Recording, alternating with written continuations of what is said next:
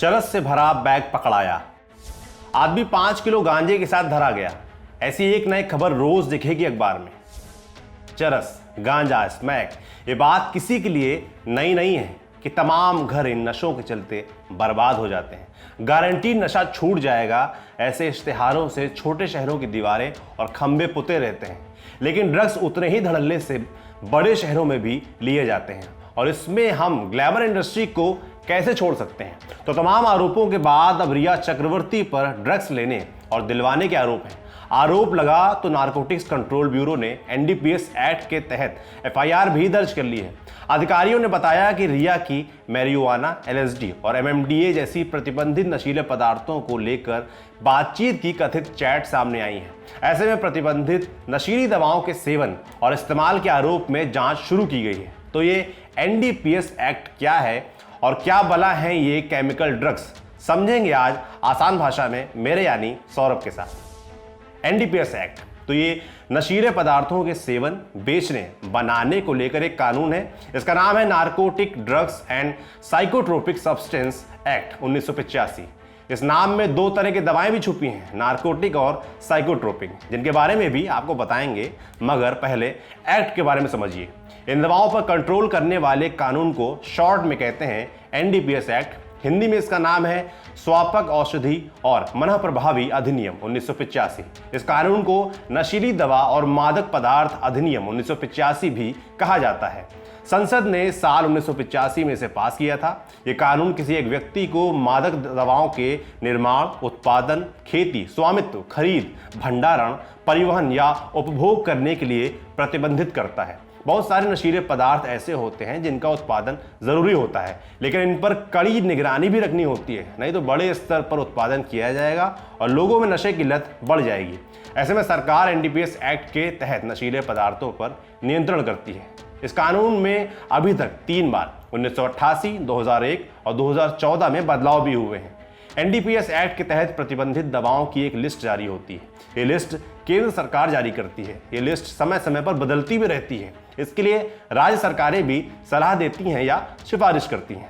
अब जैसा कि हमने बताया, लिस्ट में 2 तरह की दवाएं होती हैं। पहला नारकोटिक यानी नींद लाने वाले ड्रग्स, दूसरा साइकोट्रोपिक यानी दिमाग पर असर डालने वाले ड्रग्स। नारकोटिक में जो दवाएं या पदार्थ आता है वो प्राकृतिक होता है या फिर प्राकृतिक चीजों से बनता है, जैसे चरस, गांजा, अफीम, हेरोइन, कोकेन, मार्फिन आदि। साइकोट्रोपिक में जो दवाएं आती हैं वो केमिकल बेस्ड होती हैं या फिर इन्हें 2-3 तरह के केमिकल को मिलाकर बनाया जाता है, जैसे एलएसडी, एमएमडीए, अल्प्राजोलम आदि। ये दवाएं या नशीले पदार्थ ऐसे होते हैं जो इंसानी जीवन के लिए संकट खड़ा कर सकते हैं। इनमें वो दवाइयां भी होती हैं जो जीवन रक्षक भी होती हैं, लेकिन ज़्यादा लेने पर नशा होता है और जान भी जा सकती है, जैसे अल्प्राजोलम। अक्सर ये दवा नींद न आने की शिकायत करने वाले लोगों को दी जाती है, लेकिन इनका तय सीमा से ज़्यादा सेवन जानलेवा होता है। अपनी स्क्रीन पर आप वो साइकोट्रोपिक दवाएं देख सकते हैं जो प्रतिबंधित हैं।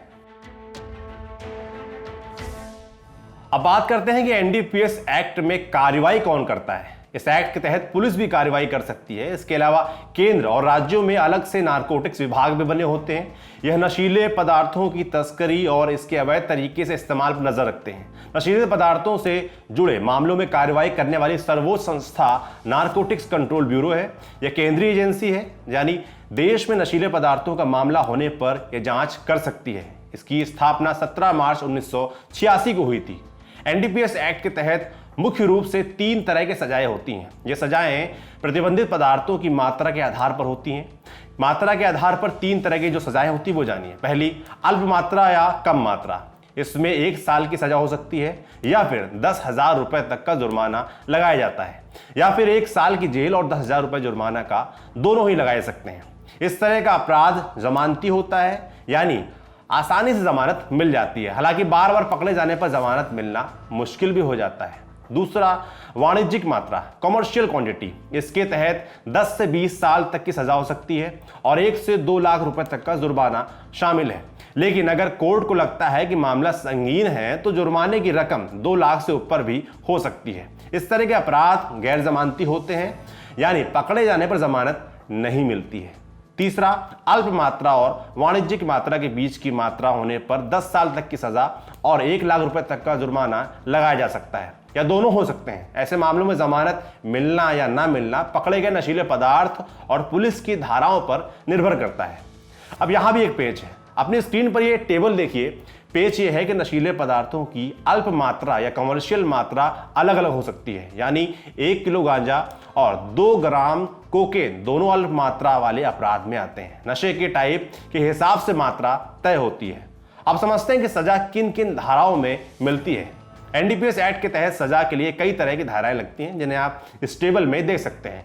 इसमें अफीम की खेती करना, ड्रग्स लाना ले जाना, ड्रग्स की तस्करी करना, जबरन किसी को ड्रग्स करवाना, ड्रग्स का कारोबार करना या इसमें पैसा लगाना या फिर खुद ड्रग्स लेना सब शामिल है। एक और बात, अगर कोई व्यक्ति बार बार अपराध करता है तो पहले की तुलना में अगली बार 1.5 गुना सजा मिलती है।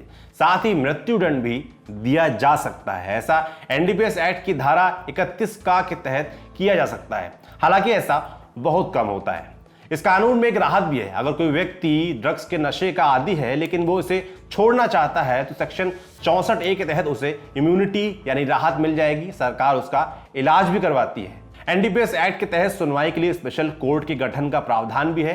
इन कोर्ट का गठन एनडीपीएस एक्ट की धारा 36 के तहत होता है। ये कोर्ट नशीले पदार्थों से जुड़े मामलों की ही सुनवाई करते हैं।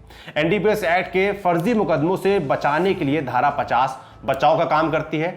इसके तहत अगर पुलिस या किसी जांच अधिकारी को किसी के पास नशीला पदार्थ होने का शक हो तो उसकी तलाशी किसी गेस्टेड अधिकारी या मजिस्ट्रेट के सामने ही ली जा सकेगी। एनडीपीएस एक्ट में 3 पौधों को भी शामिल किया जाता है। इनकी खेती, खरीदने बेचने, सेवन, आयात, निर्यात और उत्पादन के लिए सरकार से परमिशन लेना जरूरी है। अगर ऐसा नहीं होता है तो सजा मिल सकती है। ये पौधे हैं कोका जिससे कोकेन बनता है, गांजा और पोस्त जिससे अफीम बनती है। अगर मामला संगीन हो जिसमें सरकारी हस्तक्षेप हो तो वो जितनी चाहे उतनी स्पेशल कोर्ट लगा सकती है।